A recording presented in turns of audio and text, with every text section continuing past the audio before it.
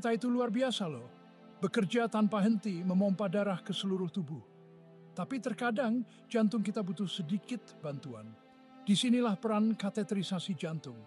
Prosedur ini memungkinkan dokter untuk melihat ke dalam ruang jantung dan pembuluh darah. Seperti peta mandu dokter untuk mendiagnosis dan mengobati masalah jantung. Kateterisasi jantung adalah prosedur yang umum. Jutaan dilakukan setiap tahun di Amerika Serikat saja. Meskipun umumnya aman, tetap ada risikonya. Itu sebabnya penting untuk memahami manfaat dan potensi kerugiannya. Pengetahuan adalah kekuatan. Dengan mempelajari prosedur ini, kamu dapat membuat keputusan yang tepat tentang kesehatan jantungmu. Di bagian selanjutnya, kita akan mempelajari lebih dalam tentang dunia kateterisasi jantung. Kita akan menjelajahi sejarahnya, kelebihannya, dan potensi kekurangannya. Kita juga akan mendengar dari pasien tentang pengalaman mereka. Ingat, informasi ini bukan pengganti saran medis profesional. Selalu konsultasikan dengan dokter tentang kebutuhan kesehatanmu. Mari kita memulai perjalanan ini untuk lebih memahami jantung kita. Perjalanan kateterisasi jantung adalah bukti kecerdasan manusia. Dimulai pada awal abad ke-20 dengan kateter sederhana. Tabung tipis ini awalnya digunakan untuk mempelajari sistem peredaran darah hewan. Pada tahun 1929, seorang dokter Jerman bernama Werner Forssmann mengambil langkah berani. Dia memasukkan kateter ke pembuluh darah lengannya sendiri dan mengarahkannya sampai ke jantungnya. Eksperimen mandiri yang berani ini membuka jalan bagi pengembangan kateterisasi jantung sebagai alat diagnostik. Selama beberapa dekade, teknologi telah merevolusi bidang ini. Kita telah beralih dari sinar X dasar ke teknik pencitraan yang canggih. Ini termasuk angiografi yang menggunakan pewarna untuk memvisualisasikan aliran darah dan ekokardiografi yang menggunakan gelombang suara untuk membuat gambar jantung yang berdetak. Saat ini, kateterisasi jantung lebih dari sekadar alat diagnostik. Ini juga digunakan untuk pengobatan.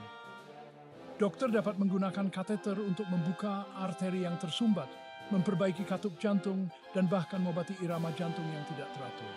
Bidang ini terus berkembang dengan kateter yang lebih kecil, pencitraan yang lebih jelas, dan teknik yang kurang invasif.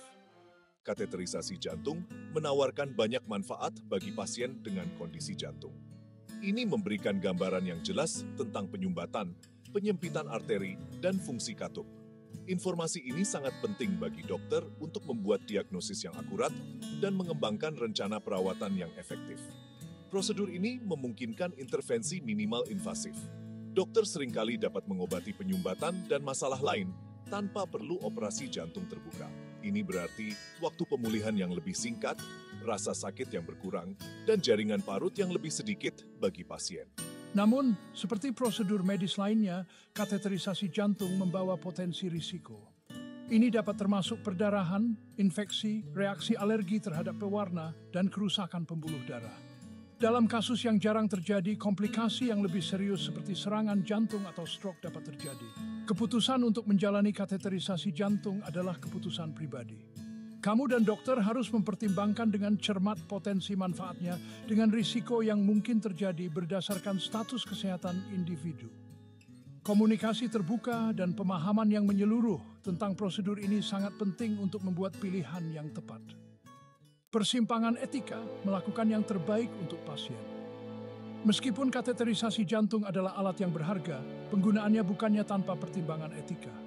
Dr. Smith, salah satu kekhawatirannya adalah potensi penggunaan yang berlebihan. Dalam beberapa kasus, prosedur ini mungkin dilakukan bahkan ketika manfaatnya tidak pasti atau ketika pilihan yang kurang invasif tersedia.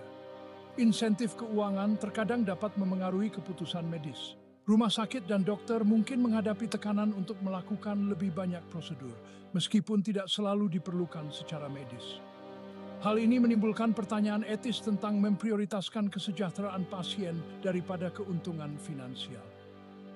Dr. Smith, dilema etika lainnya muncul dari penggunaan kateterisasi jantung dalam studi penelitian. Meskipun penelitian sangat penting untuk memajukan pengetahuan medis, penting untuk memastikan bahwa pasien diberi informasi lengkap tentang risiko dan manfaat dari berpartisipasi dalam prosedur eksperimental. Transparansi dan komunikasi terbuka sangat penting. Pasien berhak untuk mengetahui mengapa suatu prosedur direkomendasikan, potensi risiko dan manfaatnya, dan ketersediaan pilihan alternatif. Praktik medis yang etis mengharuskan mengutamakan kepentingan terbaik pasien. Kemajuan teknologi ini tidak hanya meningkatkan keamanan prosedur, tetapi juga memperluas aplikasinya, memungkinkan diagnosis yang lebih akurat dan hasil pasien yang lebih baik. Penelitian sedang berlangsung dan tujuannya adalah untuk terus menyempurnakan alat dan metode yang kita gunakan. Dengan mengintegrasikan teknologi baru, kita dapat mengurangi risiko dan meningkatkan pengalaman pasien secara keseluruhan. Ini adalah saat yang menyenangkan di bidang kardiologi, karena kita bergerak menuju fan yang lebih aman dan lebih cerdas untuk pasien yang menjalani kateterisasi jantung. Pada akhirnya, keputusan untuk menjalani kateterisasi jantung adalah keputusan pribadi. Penting untuk melakukan diskusi terbuka dan penyedia layanan kesehatanmu, mempertimbangkan risiko dan manfaatnya, dan mempertimbangkan semua pilihan yang tersedia. Jantungmu, pilihanmu. Buat keputusan yang tepat dan prioritaskan kesejahteraanmu. Output.